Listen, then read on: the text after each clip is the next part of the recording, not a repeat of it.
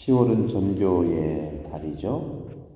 그래서 일독서에서는 바오로 사도께서 갈라디아인들에게 보낸 말씀인데, 바르나바, 티토 함께 전교를 하러 가면서 만나는 여러 다른 습관들, 또 전통들, 서로 갈등을 벌이는 것을 일독서에서 봤습니다.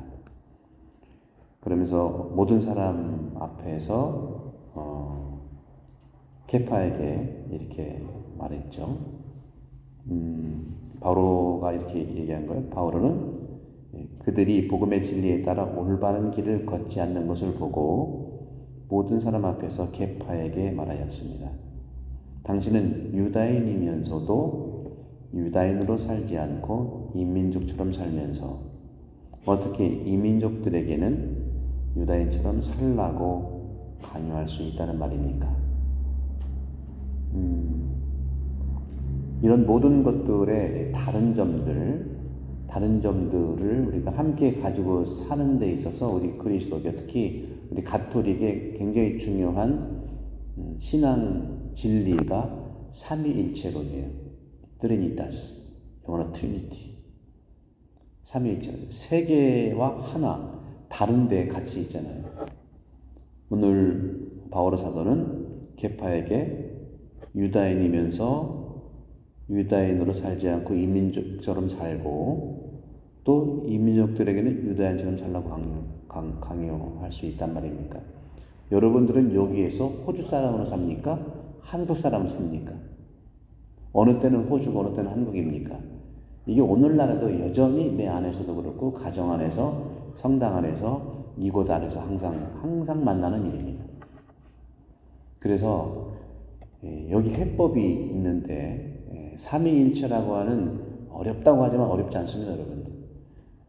삼위일체의 이 신앙이 그래서 생긴 거예요. 하도 싸우니까.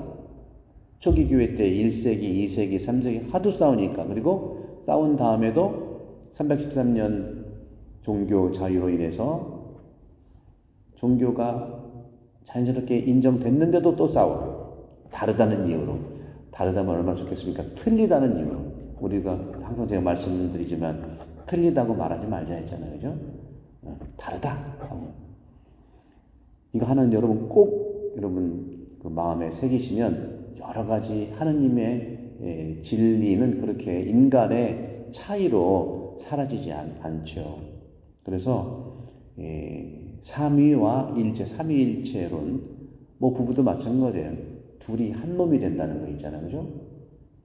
둘과 하나의 관계, 셋과 하나의 관계 다르잖아요. 그죠? 다른데 같이 있잖아요. 그죠? 그래서 성경은 삼위일체라는 말은 전혀 안 나오지만 내용 자체가 전부 삼위일체에 대한 내용으로 꽉 차 있어요. 그래서 간단하게 말씀드리면 삼이라고 하는 것은요, 굉장히 중요한 가치가 자유예요. 각자 자유를 인정해 줘야 돼요. 각자 자유. 다양한 자유. 성부, 성자, 성령 자유를 인정해 줘야 돼요. 부부도 둘의 자유를 인정해 줘야 돼요. 서로 강요할 수 없어요. 자유를 인정해 줘야 돼요. 다양성을 존중해 줘야 돼요. 이게 굉장히 중요한 겁니다. 오늘 그런 점에서 봤을 때 제1독서에서 유대인으로 살든 이민족처럼 살든 그 다양성을 인정해 주는 게 그리스도교예요.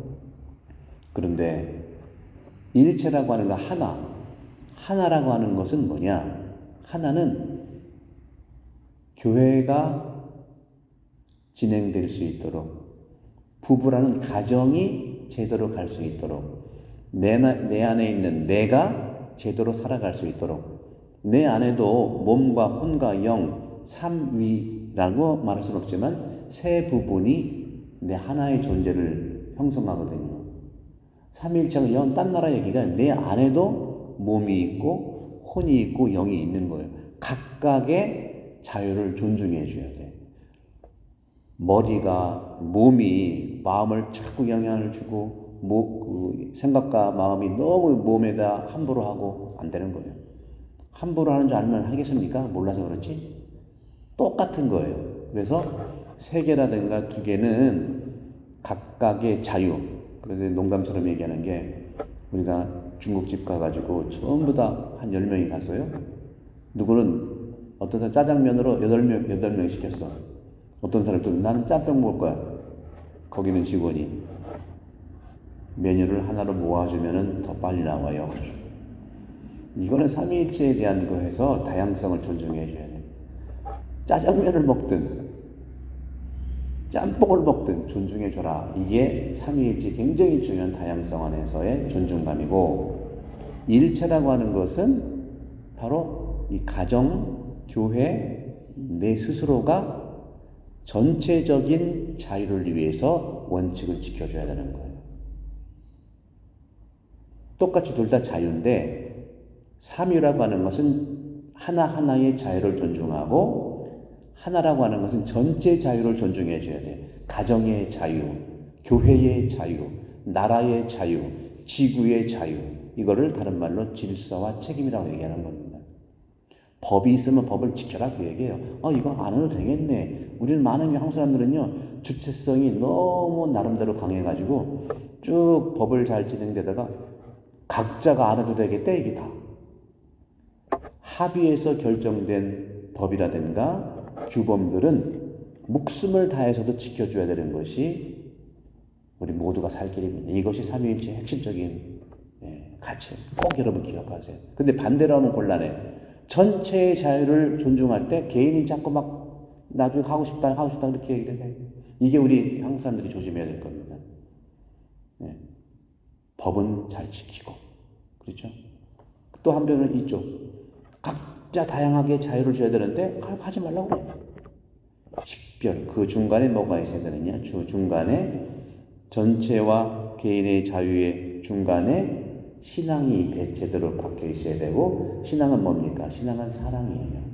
사랑을 가지고 교회라든가 가정과 나를 보세요. 사랑을 가지고 그 개인을 보세요. 우리가 사랑 항상 얘기하지만 추상적인 사랑이 아니잖아요. 실질적인 사랑을 얘기하는 거라는 거죠. 여러분들 식별하는 것이 우리 삼위일체, 우리 그리스도교의 가치를, 그럴 때 전교도 되고 좀 늦는 것 같지만 탄탄하게 갈 수가 있어요. 우리가 모든 것들이 어떤 권위 있는 사람이 한 사람이 앞장서가지고 갑시다! 그렇게 돼서는 그 사람이 평생 살지 않잖아요. 그죠? 우리 스스로가 이런 단단한 그리스도의 신앙이 토대가 됐기 때문에 그렇습니다. 오늘 루카복음에서 주님의 기도에 대한 말씀을 하는데 대부분이 짧게 나오지만 용서는 좀 두 줄로 길게 나왔어요. 용서가 그만큼 중요하죠. 저희에게 잘못한 모든 일을 저희도 용서하오니 저희 죄를 용서하소서. 제가 언제 말씀드렸죠? 하느님은 항상 용서하시죠. 사람은 가끔 용서해요. 하지만 자연은 절대 용서하지 않습니다.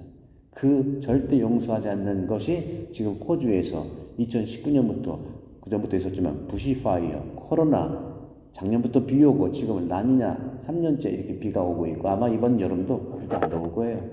작년도 별로 안 더웠죠.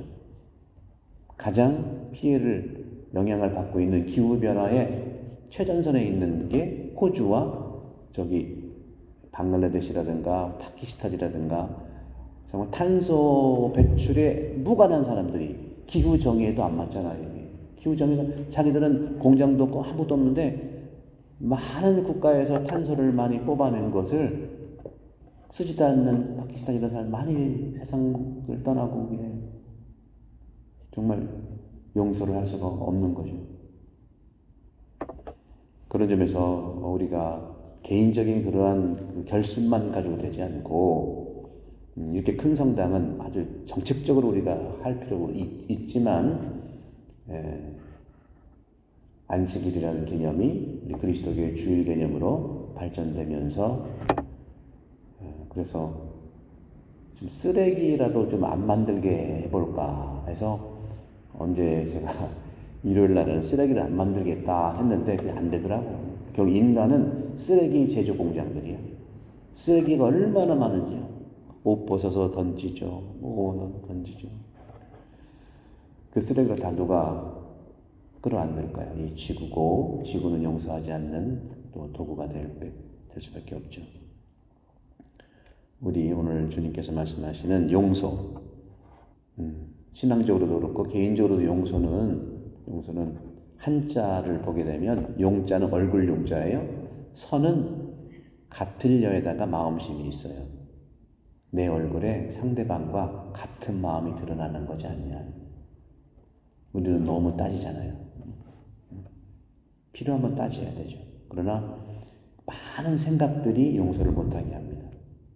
많은 생각들이 이렇게 하면 잘 될 텐데 저렇게 하면 잘 될 텐데 그런 불만 있고 뭐 긍정적인 대안이 얼마나 좋겠습니까? 그냥 불만에서 오는 이래서 남 핑계, 누구 핑계, 내 핑계, 자기 자책 이런 모든 것들이 바로 자존심과 자존감을 든든하게 할 필요가 있다. 자존심은 말 그대로 내 심장이고요. 자존감은 내 심장을 둘러싼 생명을 둘러싼 근육 그리고 든든한 뼈 이런 여러 가지 운동들의 기구라고 생각해요. 운동도 역시 마찬가지 저절로 되는 게 아니죠. 우리도 이런 점에서는 굉장히 할 일이 많다고 생각하지만 복음을 체계적으로 예수님의 뜻을 제대로 알아들은 사람들이 연대를 해야 돼요. 알아들은 사람이 그냥 아유 집에 있다. 정말 여러 가지 이유로 그런 알아듣기가 어려운 환경에 있는 사람들은 기도하고 성당 나오는 거는 충분하죠. 당연히 생긴. 그러나 알아들은 사람들은요 연대해야 돼.